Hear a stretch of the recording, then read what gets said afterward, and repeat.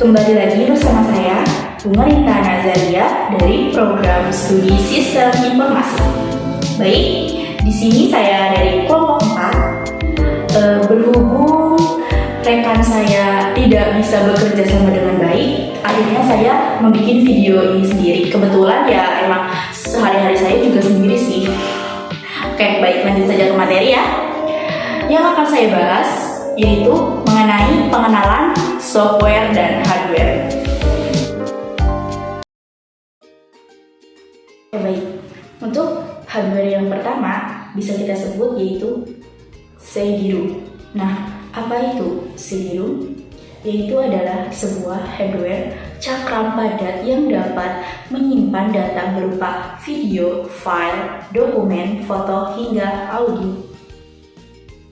Nah, untuk hardware yang kedua ada EEPROM. Nah, apa sih EEPROM itu? Pasti di sini kalian udah pada tahu atau belum nih?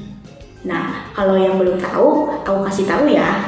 EEPROM itu adalah sebuah singkatan dari Electrical Precise Programmable Read-Only Memory yang berfungsi sebagai penyimpanan sebuah data agar tetap bertenaga meskipun tidak memiliki sumber tenaga tertentu. Untuk hardware yang ketiga ada NVMe. NVMe adalah sebuah penyimpanan data yang jauh lebih efisien dan transfer data yang jauh lebih cepat dibandingkan dengan teknologi sebelumnya. Dan untuk contoh hardware yang keempat yaitu ada hard disk ATA, yaitu sebuah hard disk berkapasitas kecil yang memiliki kapasitas sebesar 320 GB yang berfungsi untuk menghubungkan antara motherboard dengan hard disk dan juga CD-ROM atau DVD-ROM di dalam perangkat komputer. Dan untuk contoh hardware yang terakhir itu ada floppy disk. What's apa floppy disk? Floppy disk adalah sebuah media penyimpanan juga yang berbentuk cakram yang berfungsi untuk menyimpan data dengan memori terbatas, yaitu hanya sebesar 1,44 MB aja loh teman-teman semua. Baik, sebelumnya saya sudah menyebutkan 5 contoh hardware dan saya akan menyebutkan lagi yaitu 5 contoh software. Untuk contoh yang pertama yaitu ada Adobe Photoshop. Nih, pasti nih anak-anak yang suka ngedit video atau ngedit foto pasti nggak asing lagi dong dengan aplikasi ini. Tapi bagi yang ngeditnya hanya lewat capcut, lewat TikTok, pasti kalian nggak pada tahu ya kan? Oke, baik, yang nggak tahu akan saya jelasin ya. Adobe Photoshop adalah yaitu sebuah perangkat lunak atau software yang berfungsi untuk mengedit video, gambar dalam format tertentu untuk memperbaiki foto, membuat iklan, membuat banner, dan masih banyak lagi fitur-fitur yang ada dalam software tersebut. Untuk contoh software yang kedua itu ada Microsoft Edge. Sebelumnya kan saya membahas itu mengenai fungsi dari software tersebut kan. Nah, di sini saya akan menafsirkan kelebihan dan kekurangan dari software ini loh. Nah, apa sih kelebihan dari Microsoft Edge ini? Kelebihannya itu yaitu Microsoft ini yaitu ringan banget loh teman-teman, karena di dalamnya itu dibangun Chromium. Dan untuk saat ini Microsoft Edge ini yaitu menjadi browser paling ringan dengan menggunakan memori lebih sedikit dan lebih hemat baterai ketimbang yang lainnya.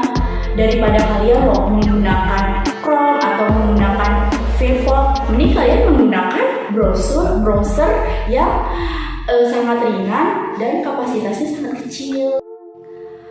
Nah, untuk kekurangannya, Microsoft Edge ini itu tidak sepenuhnya mendukung Windows 8.1 dan Windows 7 loh teman-teman.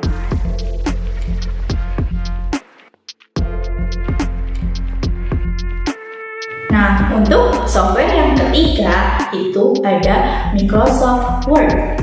Nah, pasti dari kalian semua sudah tidak asing lagi dong mendengar kata Microsoft Word. Karena software ini sangat terkenal banget loh di Indonesia. Entah itu dari kaum pelajar, mahasiswa, dosen, guru, pekerja-pekerja lainnya loh. Karena di dalam software ini tuh banyak sekali fitur-fitur yang ditawarkan, yaitu fungsi utamanya itu ya untuk membuat teks, tapi makin kesini jadi berkembang dan akhirnya Microsoft Word sangat diminati atau sangat populer di Indonesia karena di dalamnya itu kita bisa mengakses format-format dokumen, mengedit tabel, grafik, terus membuat dokumen, dan masih banyak lagi yang bisa kita kerjakan di software Microsoft Word.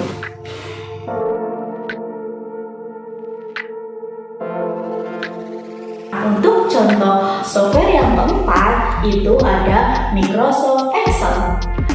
Masih sama sih lingkupnya dengan Microsoft Word, cuman untuk fungsinya sendiri Microsoft Excel itu yaitu sebagai aplikasi input data berupa tulisan, teks, angka, atau fungsi komputer lainnya.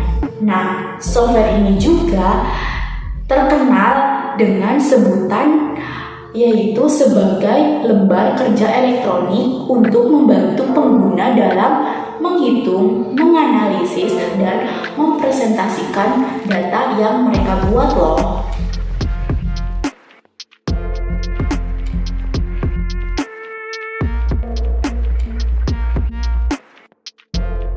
Nah, untuk software yang terakhir atau software yang kelima itu ada 7-Zip. Nah, 7-Zip mungkin software ini tidak begitu terkenal ya teman-teman. Pasti dari kalian semua juga mungkin baru pertama mendengar atau mungkin ada yang sudah mendengar sih ya. Oke baik, akan saya jelaskan apa itu 7-Zip. Nah, 7-Zip adalah pengarsip berkas sumber terbuka tetapi dapat membaca, menulis dalam format lainnya, misalnya RAR, ZIP, dan RAR. 7-Zip dapat digunakan baik melalui antarmuka grafis, baris perintah, maupun integrasi Shell Microsoft Windows. Nah, itulah contoh 5 software dan 5 hardware yang dapat saya sebutkan ya. Kalau ada salah kata